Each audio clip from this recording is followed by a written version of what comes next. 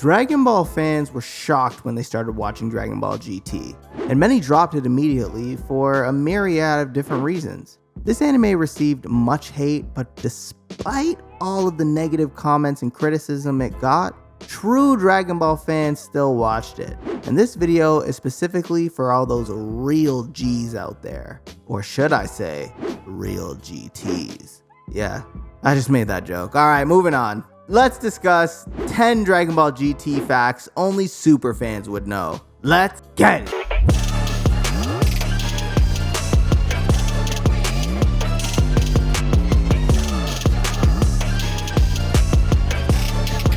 Number 10. Instead of Japan, Dragon Ball GT was actually more popular in the US. Dragon Ball GT only had 64 episodes, and very few of them were fillers. But still, it did not get the recognition it deserved in Japan.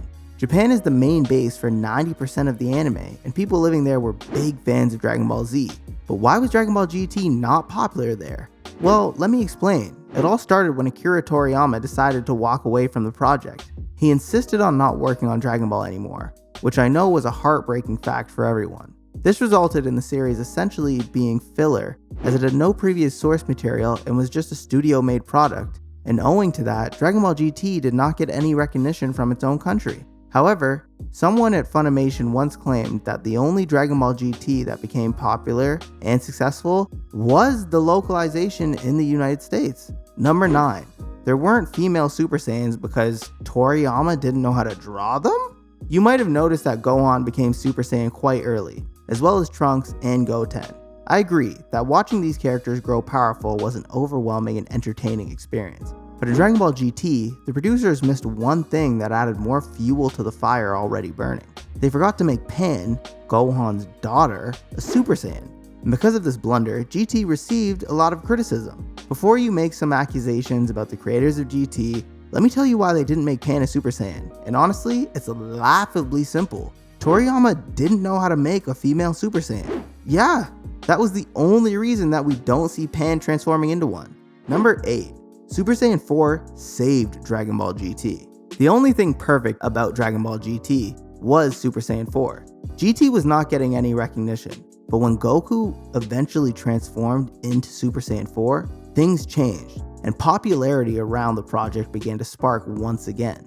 Compared to previous forms of Super Saiyan 4 was polarizing because it was extremely different, visually and thematically.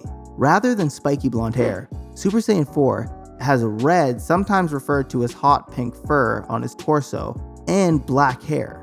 Super Saiyan 4 was more ape-like in appearance than any other Saiyan form as well, and that made more sense, paying homage to the original lore behind the great apes and the Saiyan race. Even Toriyama liked the design of Super Saiyan 4, and if you ask me, I would say that SS4 was the best transformation that we have ever received. No matter what comes, it will always be my favorite. Number 7.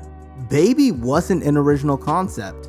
Originally a Famicom game that became a Playdia game / movie hybrid, planned to eradicate the Saiyans, followed the story of a Tuffle scientist creating a life form to enact revenge on the sole survivors of the Saiyan race. Sound familiar? It should, because you literally just saw this unfold in the Baby arc. Surprisingly enough, GT's signature arc isn't all that conceptually unique, though that isn't necessarily a bad thing. Needless to say, the Playdia game was rather forgettable, so the concept deserved a second chance, thus, we were given the Baby arc. Number 6. Funimation didn't actually air the first arc of Dragon Ball GT. After the conclusion of Dragon Ball Z, fans were expecting so much from Dragon Ball, but when Dragon Ball GT was released, they were disappointed. Everyone started blaming the creators for ruining the show, and Funimation actually didn't even bother to air the first arc when they localized it. It was mainly to prevent losing viewership because the overall shift in tone between episodes 1 to 16 just threw everything off. They knew viewers were less inclined to watch through those 16 boring episodes, and we really just needed to get right into the action. So instead, they start with the fight with Rildo. Number 5. Toriyama gave Vegeta his infamous mustache. It's always a delight to see the Z warriors interact with one another when Earth is at peace. And every time Dragon Ball GT chooses to address this subject, it completely nails it.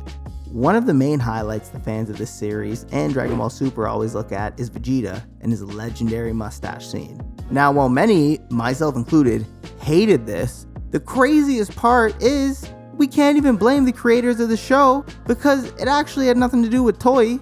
It was all Akira. Whack-ass choices would have been influenced by the original creator of the series. Number 4. The Shadow Dragons actually spell out Shenron.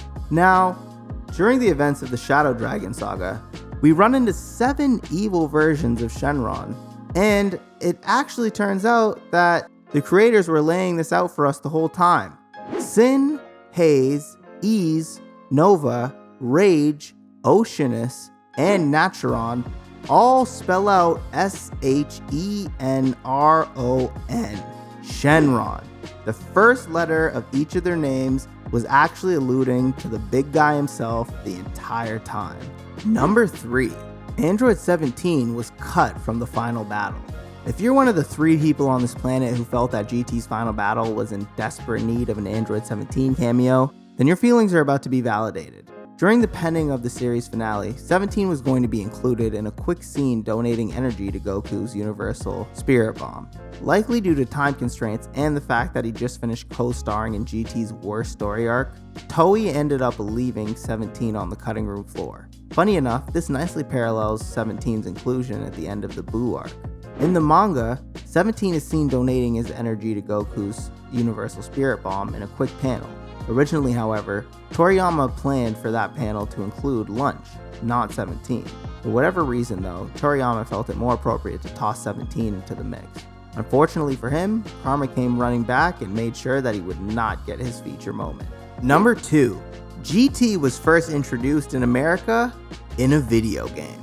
Unfortunately, a PlayStation fighting game known as Final Bout was the first introduction many Western fans had to the series. Part of a long-running then Japanese exclusive series, Final Bout was basically a greatest hits fighting game with the series' most prominent characters. Never mind the fact neither Dragon Ball nor Z had remotely finished airing in the West, the game also featured a wide array of GT characters. For far too many people, GT was the gateway to Dragon Ball. Number 1. The Super 17 saga also wasn't a new concept. Super 17 is arguably not a good story arc, but the worst part about it is that it should be a good story arc considering it shamelessly rips off its premise off of one of the best Dragon Ball Z films, Fusion Reborn. The 12th movie in the Z series, Fusion Reborn, follows our heroes trying to stop the denizens of Hell leaking out and wreaking havoc on Earth.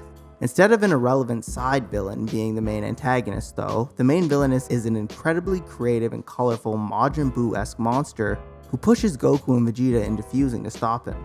It's a wonderfully animated movie with some of the best art direction in the series and one of the more fun storylines.